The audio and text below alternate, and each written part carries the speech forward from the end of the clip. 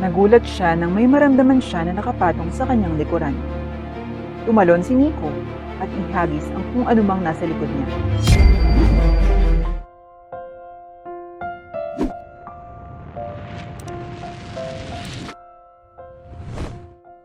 Tag-ulan noong araw na yun, bandang Hulyo, na ang kawawang si Nico, isang 8 taong gulang na bata, ay gumagala sa mga lansangan ng kanilang lungsod na may suot na punit-punit at maruruming damit.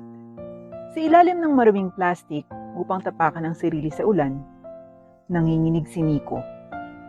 Nakaramdam siya ng lamig, ngunit wala siyang mahanap na init at tanging damit lamang niyang punit-punit ang kanyang maaasahan para magbigay ng init sa kanyang katawan. Hindi lumaki si Nico bilang isang batang lalaki na gumagala sa mga lansangan na yon. Sa totoo lang, lumaki si Nico na may nanay. Pero hindi naman talaga mabait ang kanyang nanay sapagkat mapang-abuso ito. Umuuwi ang nanay ni Nico sa hindi kapanipaniwalang oras at magsisimulang maghagis ng mga gamit at sumisigaw dahil lasing siya. Nakayanin ito ni Nico ng ilang panahon, ngunit bata pa siya at maliit ang limitasyon niya. Tama na! Napaisip si Nico at nagpa siyang tumakas sa kanyang abusadong ina at nagpa siyang manirahan sa mga lansangan. Nabuhay si Nico sa pagkuha ng pagkain sa mga basurahan at pagpunta sa mga tambakan ng basura upang maghanap ng damit na magagamit niya.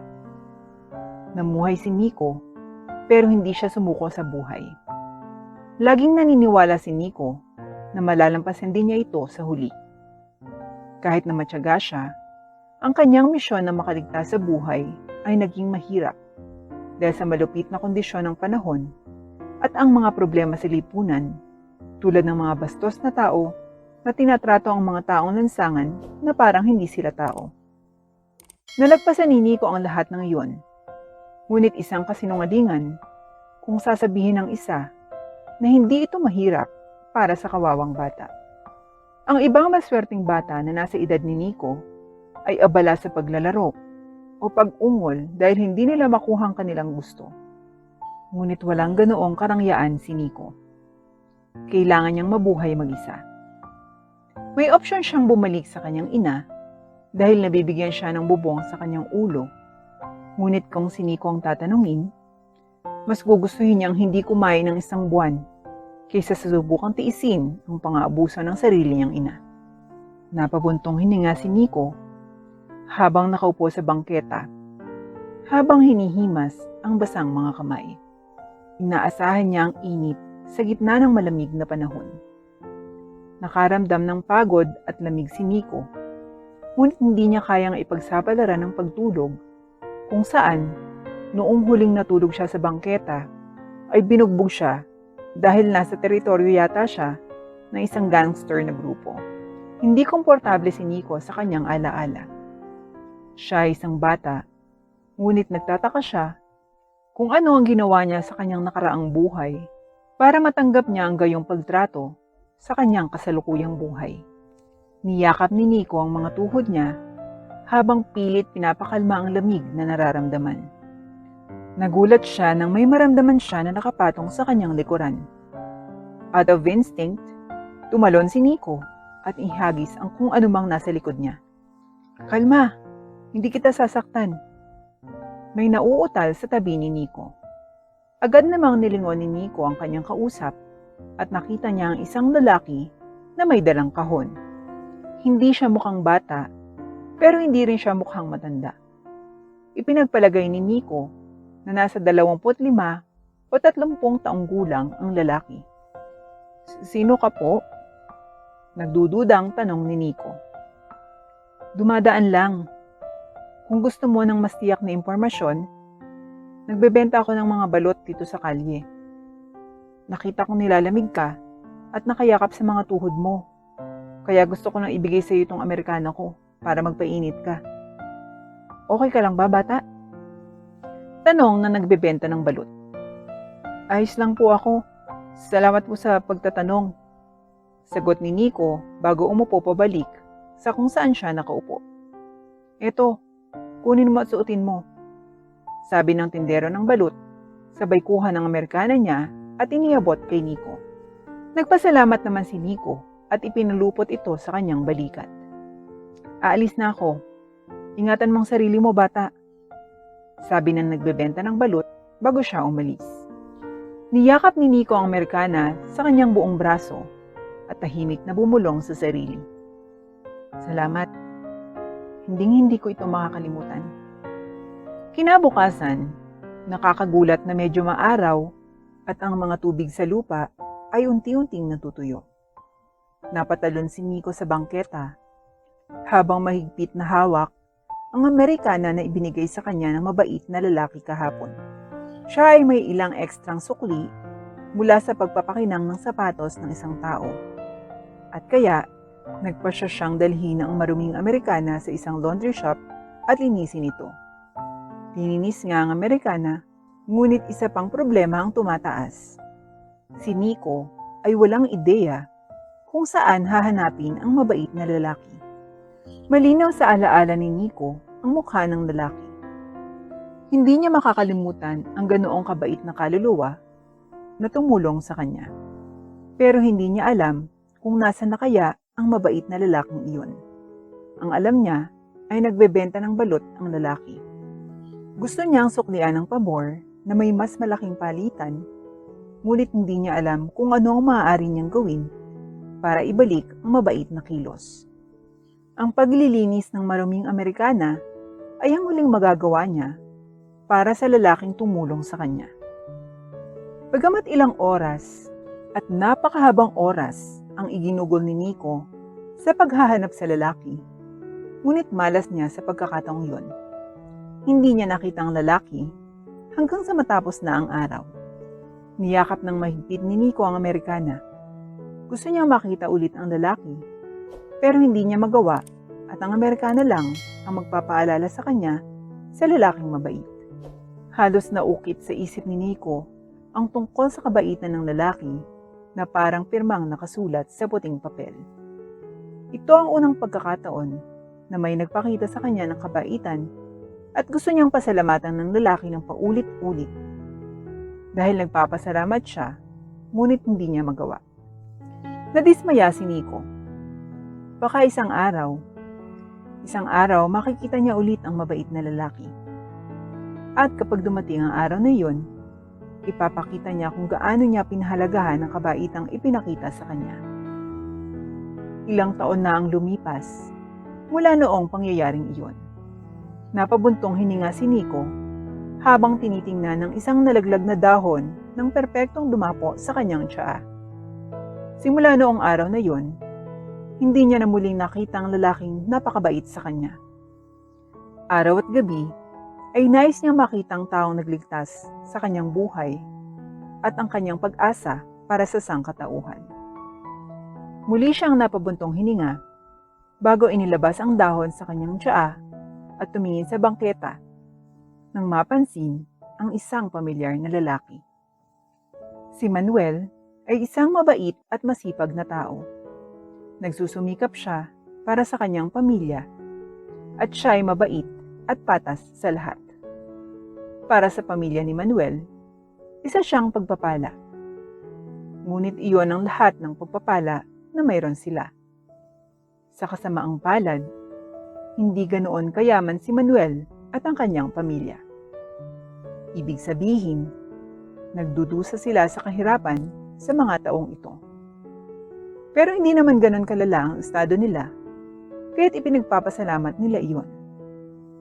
May bubong pa sila at may sapat silang pagkain para sa buong pamilya. Kung minsan ay nakakaranas sila ng mga pagkakataon na ang mga bata lang ang may makakain, habang ang mga matatanda ay kailangan magutom para lang makakain ng mga bata. Ngunit hindi hinayaan ni Manuel at ng kanyang pamilya na maging hadlang ito para sa kanila. Palagi nilang sinasabi, problema lang yan sa araw na ito, matatapos din ang lahat. At ito ay naging isang uri ng motivational quote para sa buong pamilya. Tiyak na hindi inaasahan ng pamilya ni Manuel at ni Manuel nang dumating ang araw na nagbunga ang kabaitan niya sa isang bata na kanyang tinulungan dati. Naglakad-lakad si Manuel sa mga kalsada, bitbit ang isang kahon na puno ng mga balot nang bigla niyang maramdaman na may pumatong sa kanyang balikat. Naging sanhi ito ng pagkagulat ni Manuel, ngunit hindi ito na-alarma sa kanya na may panganib dahil napakalambot at banayad ng kilos ng kung sino man ang gumawa ng aksyon. Pakiramdam ni Manuel ay walang masamang intensyon kaya't hindi na siya gaanong nag-alala. Nang lumingon siya, ay nagsalubong ang mga mata niya sa mga matang mukhang pamilyar. Mga matang parang nakita niya na noon, maliban sa hindi siya sigurado. Pagkatingin niya sa misteryosong tao, ay agad siyang napatingin sa bagay na nasa balikat niya. Tanging isang mamahaling coat ang nakita niya sa kanyang balikat. Natamaan siya dahil dito. Naalala niya na tinulungan niya noon ang bumulong na babalikan niya ang pabor kahit anong mangyari. Baka bumubulong si Nico sa oras na yun, ngunit tila ito ay sapat na malakas sa punto na narinig ni Manuel. Napatingin siya sa lalaking naglagay ng coat sa kanya at walang duda. Ito ang bata noon. Hey, gusto ko lang pagaanin ng awkwardness. Hindi ko natutunan ang iyong pangalan. Anong pangalan mo? Tanong ng lalaki at sinagot naman ni Manuel ang kanyang sariling pangalan. Manuel. Salamat, Manuel. Ang pangalan ko ay Nico at sigurado akong nakikilala mo ako sa itsura ko. Kung hindi, sasabihin ko sa iyo na ako rin ang batang iniligtas at tinulungan mo noon. Sabi ni Nico, sabay ngiti. Si Nico ay palaging positibo at masaya. Minsan, naiinis ang mga tao dito, pero in a way, nakakamangha ang pagiging positibo ni Nico. Maraming pinagdaanan si Nico noong bata pa, kaya ang makita siyang may matingkad ng ngiti sa kabila ng lahat ay isang malaking inspirasyon sa lahat.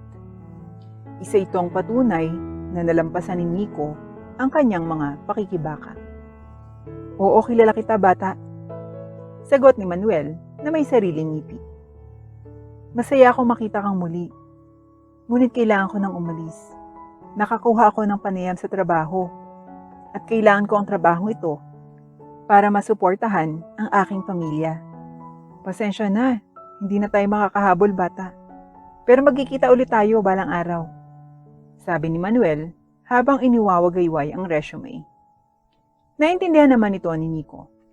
Well, eto yung coat mo. Sinubukan ni Manuel na tanggalin ng Amerikana sa kanyang balikat, ngunit nagsimulang kumuhay si Nico sa kanyang mga braso na parang bata. Humihiling kay Manuel na huwag hubarin ang coat. Bakit? Ito ay isa sa iyo. Hindi ko maaaring itago ito. Sabi ni Manuel, pero pinigilan siya ni Nico. Hindi, pinipilit kong itago mo ito. Ibinigay mo sa akin ang iyong Amerikana na nagligtas sa akin mula sa malupit na panahon. At hindi ko pa rin alam kung paano mababayaran. Kaya ingatan mo muna. Giit ni Nico na may pagmamakaawa sa mata sa matanda. Bahagyang natawa si Manuel.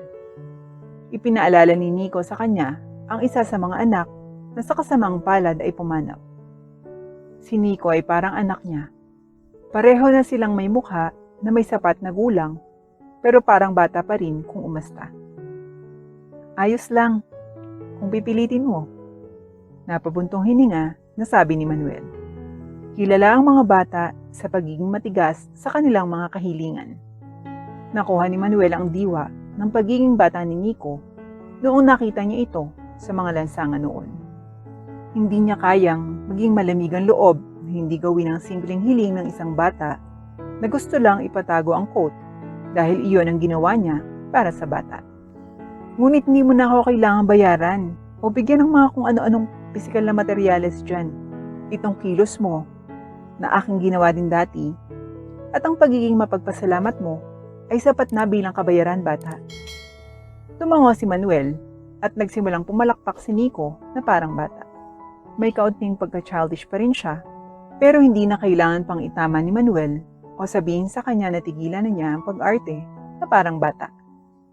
Malaya siyang gumawa ng kahit na ano at kumilos hanggat hindi niya sinasaktan ng sinuman at ang pagiging masaya sa mga maliliit na bagay. Tulad ng isang bata ay hindi nakakasakit ng sinuman kahit ayos lang.